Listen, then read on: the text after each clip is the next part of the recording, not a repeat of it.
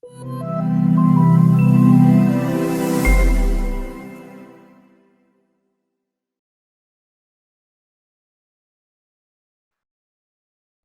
morning, everybody. For those of you for whom it's still morning out here on the West Coast, I am Matt Olson, the technical director based out here in Southern California. Very excited to be here with you guys today. So we're going to talk about the now normal, as I call it. Really, we were always going to get to where we are now, right?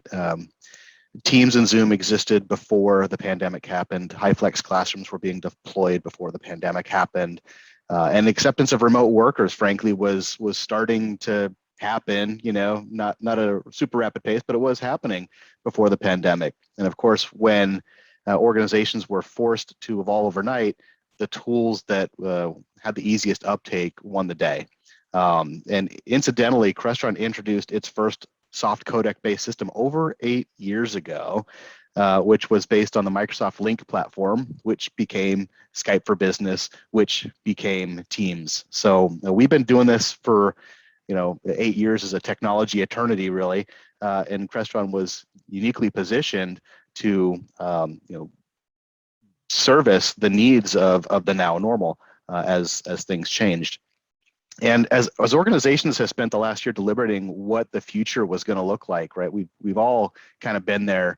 What does the new workplace look like? What does the new classroom look like? How do we balance the remote and on-premise workers? It really is starting to emerge, right? The realities are starting to come to light. I can vouch. I live out in the Inland Empire. Traffic is definitely back. People are going back to the office. So the realities of the day are setting in, but they have some unique concerns, and there's an opportunity to bring unique solutions to these concerns. Less density, flexible definitions of collaboration spaces, and the rapid acceptance and embrace of remote workers along with on-premise in a hybrid situation, and the rapid evolution of communication tools that we're seeing month to month as new features roll out in these platforms. And overall, simple and familiar user experiences. If we've all, encountered complex technology in the past, every room operates a little bit differently. There's maybe a cheat sheet next to the system and how to make it work because it works differently than the last room you were in. Fortunately, for the most part, those days are going away, entering the days of a common and consistent user experience across space types. So with that, let's talk about some spaces and what we're seeing today. And this is what our customers are telling us, that they're looking at agile spaces that were, maybe informal gathering spaces before, but now you can actually collaborate in a meaningful way with. Hybrid workspaces where we're bridging the gap between those who are at the facility and those who are participating remotely like we are today.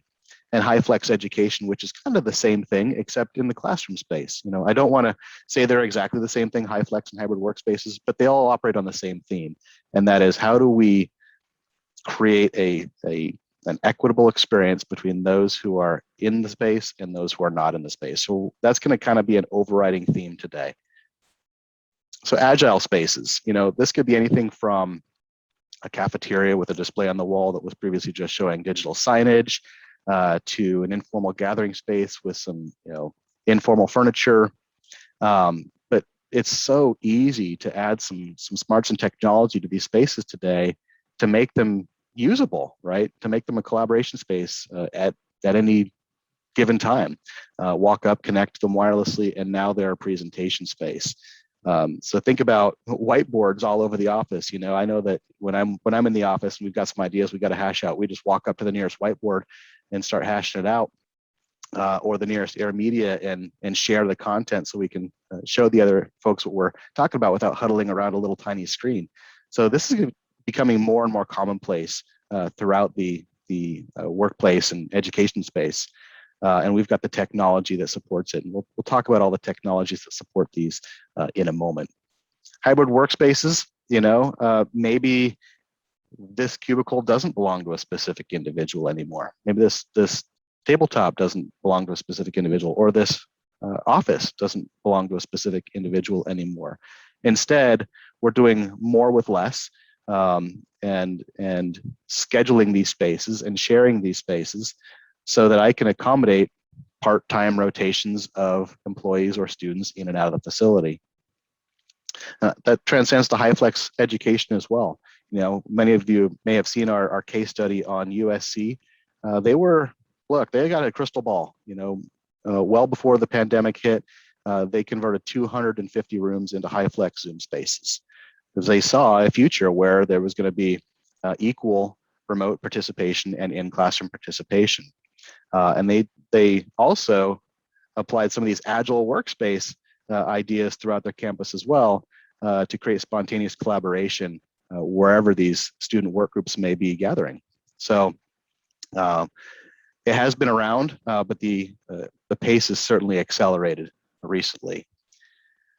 There are a lot of buzzwords floating around, and I'm sure there's plenty today, and I'll say many of them myself: equal footing, everyone, inclusion, high flex, smart gallery, front row, intelligent video, hybrid. They're all kind of really getting at the same thing, and that's equity, an equitable experience, meaning the folks who are participating remotely have an equal seat at the table as the folks who are meeting in person, and the people who are meeting in person have an equal seat at the table as the folks participating remotely, because there are certain advantages to both, right? If I'm participating on a Zoom or a Teams call on my desktop at my home or in my private office, I see chat, I have multiple windows, I have kind of a grand view of everything. I can spotlight individual people. Those are some advantages that you might have as a remote participant.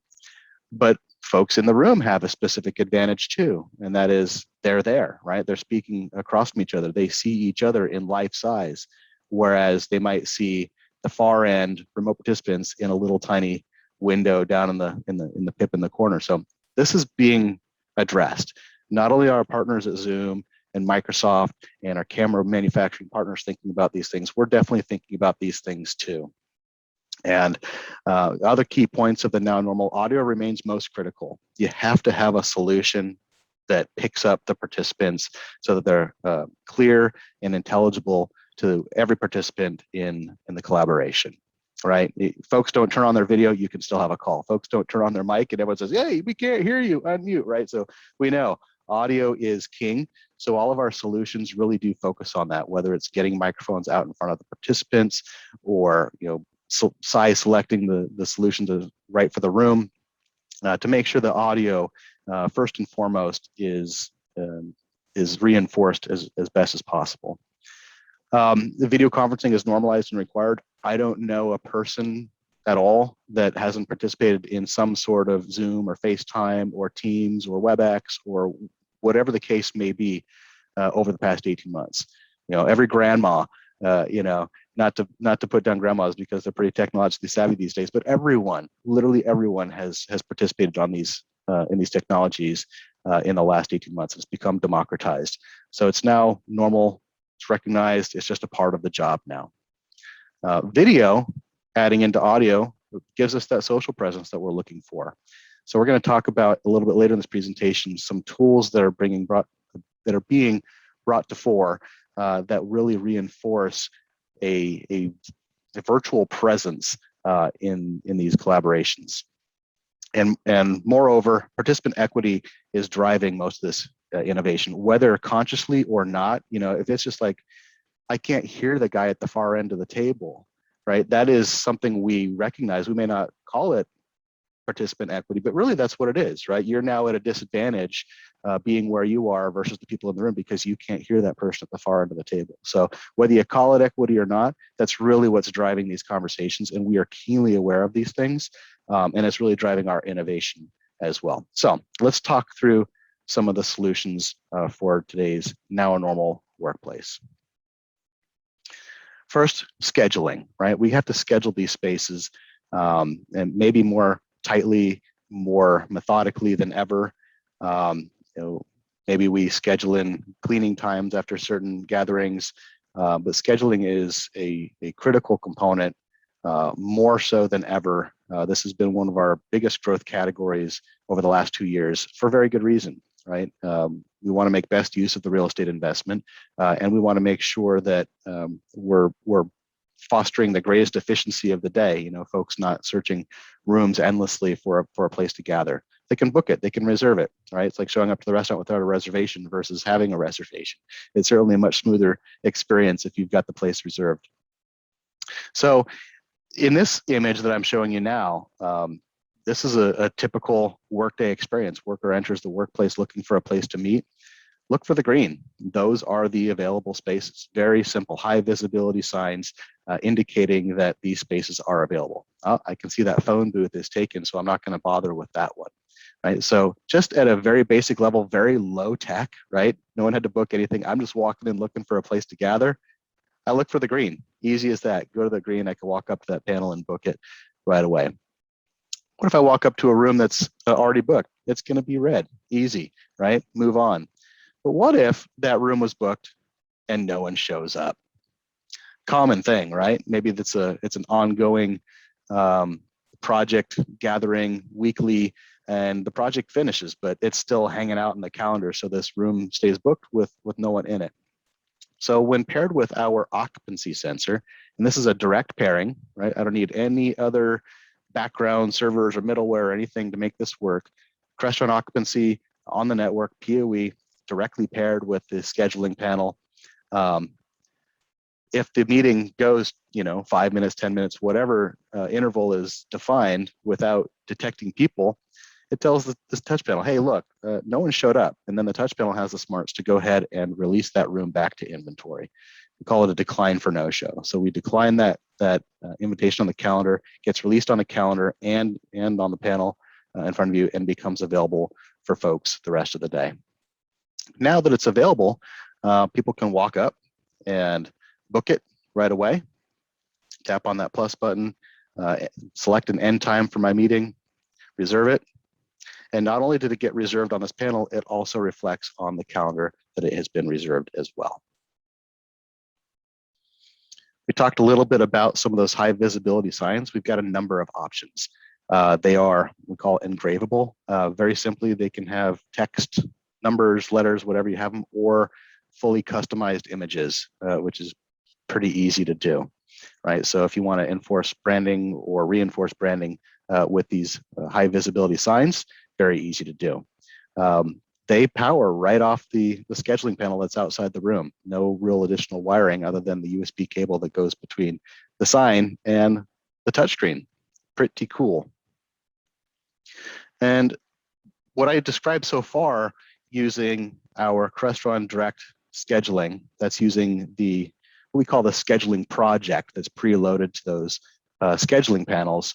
Those connect directly to these calendar services. So Microsoft 365, Exchange, G Suite, Ad Astra, and CollegeNet for the education folks. They just become a room resource in those calendars. Very easy.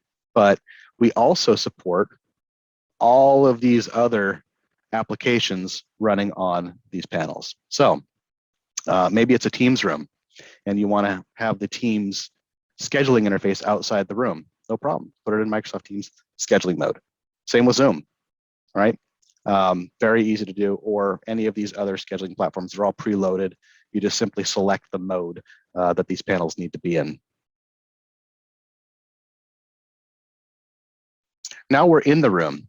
How do we use the room as easily as possible? We've all been there. We've all been to rooms or maybe unfamiliar rooms where we go, okay, I have my laptop. How do I get it on the screen? First, how do I turn on the screen? Where's the plug? Is it the right plug? Is it on the right input? We've all been there. It can be infuriating, and especially if it's a tightly booked space, you're wasting time. So we add technologies like Air Media, which automate this process. Again, using that same occupancy sensor, we can now detect presence inside the room. We tell the Air Media, go ahead and turn on that display and select the right input and show the individual how to present their content wirelessly. The individual uses their own device to present wirelessly, and they haven't touched a thing. Not only have they gotten their meeting going more quickly, they haven't touched any surfaces. So if there is a concern about a low touch type of meeting experience, this is a great solution. Here's kind of what it looks like under the hood. We have our Air Media Wireless Presentation Gateway, now in Air Media Series 3. It is paired with the occupancy sensor by way of the LAN, and so is that scheduling panel outside the room. They're not mutually exclusive. You could use the same occupancy sensor several times for several different applications. And then it shows the splash screen inside the room to indicate to the individual how to connect. It also controls the display and selects the right input, all based on the occupancy without having to do a thing. So again, trying to make these rooms be as easy to use as possible. And this could be, again, an informal collaboration space. It doesn't necessarily have to be a room with a formal room with tables and chairs and a door, right? This could be any display on the wall. We can use this product to enforce policy as we start coming back to work. A lot of, especially larger organizations, have rules about how these rooms are to be used. Maybe it was a 12-person room before, but now it can only hold 4. We can communicate that policy by way of the splash screen. The customizable backgrounds are very easy to manage, either on the device itself or via our Xio Cloud management platform, which I'll talk about more specifically later on. And then folks go to connect, and we can show out of the box 2 presenters on screen simultaneously, right? If only one is connected, then it'll fill the screen. If one of them happens to be an iPhone in portrait mode, it's going to put that iPhone in portrait mode and make the other regular landscape image even bigger because it has more space to deal with. So it's an automatic canvas management built into this product. Coming soon to this product, the ability to support up to 9 presenters on the screen simultaneously. Of course, that's going to be most appropriate for large format, high resolution displays, but AirMedia Series 3 does support 4K as well. So how do I show stuff on screen? The neat thing is we support all of the native platforms and protocols built into the devices that the person probably brought into the room, right? If they brought an iOS device, whether it be an iPhone or iPad or a Mac OS device, they can use AirPlay, right? It's something that they probably already know how to use. Don't have to download any software, install any drivers. They simply swipe up, share screen, find the room that they want to share to, select it, and enter the code if that's enabled, and away they go. Similar with Miracast, Windows K, find the device I want to share to. Cool, enter the code if it's enabled, away I go. Chrome browser extension, very similar. And maybe I just want to plug in this USB Type-C and leverage DisplayPort to present wirelessly via this puck. No problem, right? You can use any of them, all of them simultaneously. Lots of flexibility built in here. What about network connectivity? Well, good news on AirMedia Series 3, we've got several ways to connect to these things simultaneously. You can have users connected to the private Wi-Fi, maybe they're internal employees or faculty. Guest Wi-Fi, students or workers or vendors that come in can connect to the guest Wi-Fi and connect that way by any of those mechanisms that I showed you before, whether it be AirPlay or Miracast or Chrome browser extension. They all work. Or you don't want them to connect to any infrastructure network. We have the ability to create an ad hoc wireless network to join just for this room, built into the product. So it is a wireless access point as well. Maybe you don't want any Wi-Fi at all. You just want to go, right? You can do Miracast that does not require a specific joining of any wireless network, built into Windows and a lot of Android devices. Or you can simply pick up the puck, plug it into your PC, and go that way. And you can have multiple users connected to any of these things simultaneously, right? So maximum flexibility, trying to remove all of the barriers to get folks to presenting as easily as humanly possible. This is also a signage player. I mentioned before, especially in those agile spaces where you might just want some signage playing, showing company content, what's new, what's happening, how the stocks are doing.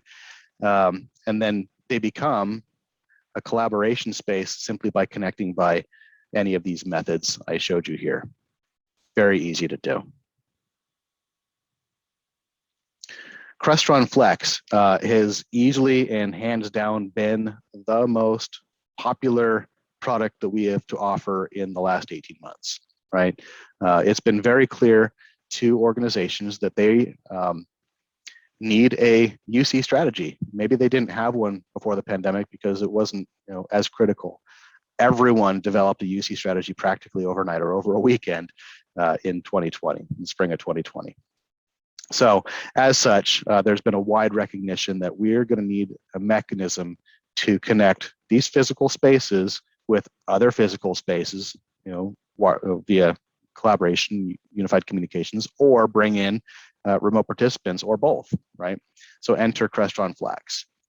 Our approach is a little different, right? We have a solution for every type of space. And that's really kind of how we think. We don't go, okay, we made a product. How does it shoehorn into a space? We started with the space. Okay, what's appropriate for this space? Let's make a couple of products for that space and as a solution. So from the smallest spaces, and that's down to the individual desktop with our Flex phones and speakerphone, to very small huddle type spaces, using our sound bar, get everything up off the wall, to our small Mercury-based systems, to our medium and large rooms, up to custom spaces. And that's really where we are truly different amongst our peers, is the entire range is all within the Crestron ecosystem, from the desktop all the way up to the largest custom spaces, whether it be auditoriums or training rooms or all hands areas. We've got it covered. And then, of course, outside the room, harkening back to scheduling, this is a Teams room panel. So this is our hardware running the Teams room scheduling application. And the one below is the Zoom room scheduling application, running on the same exact hardware, just putting into Zoom rooms mode. And they all use the familiar user experience regardless of space type, whether it's the smallest spaces or those largest lecture halls. The user experience is going to be the same. If you're a Teams house, all of your Teams rooms are going to look, feel, and operate the same. If you're a Zoom house, all of your Zoom rooms are going to look, feel, and operate the same. So it really is something that we have focused on.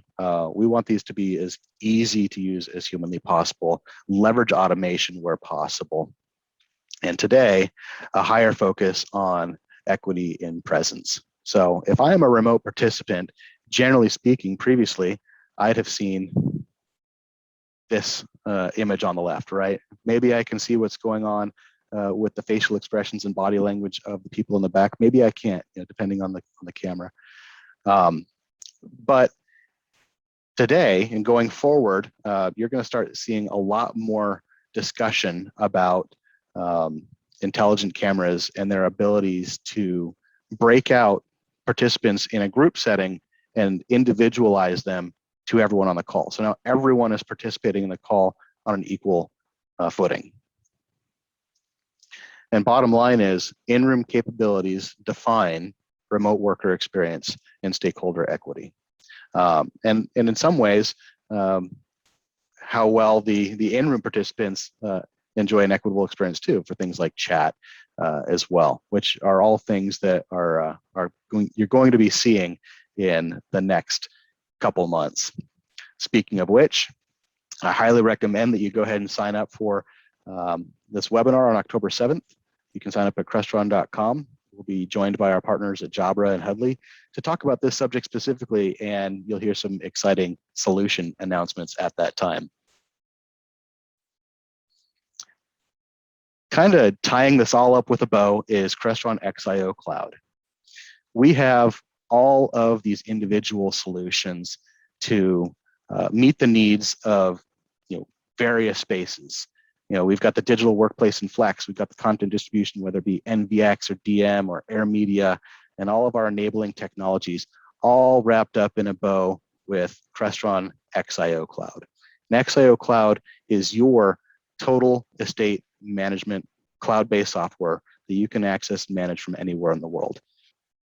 You can get as granular as you want, your global estate, my region, my campus, my building, my floor, my space, all the way down to my equipment.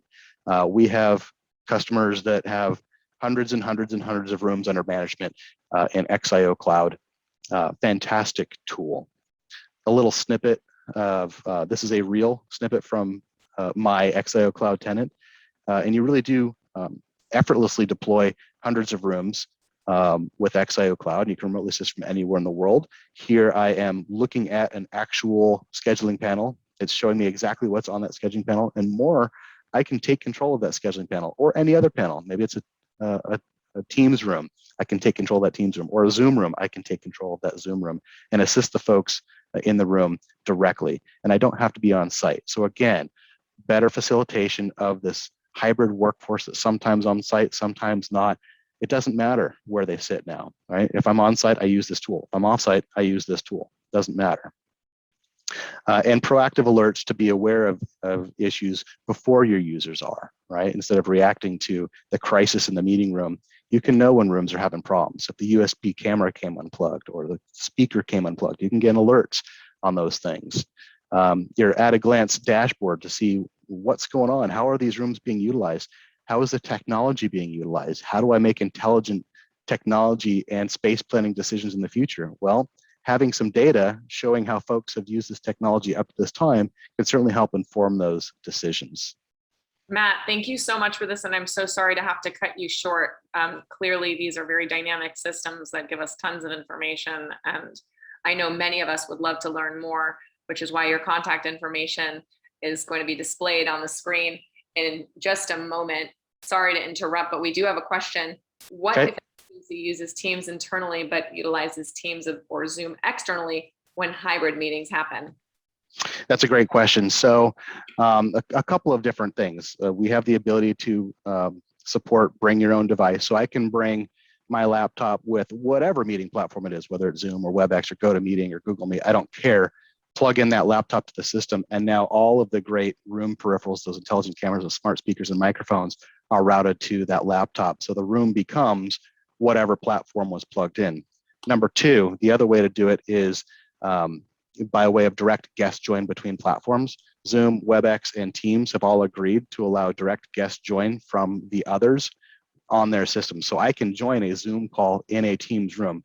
Little configuration required on the account side and the O365 side of things, but very easy to do, relatively speaking. Okay, fantastic. Thank you so much.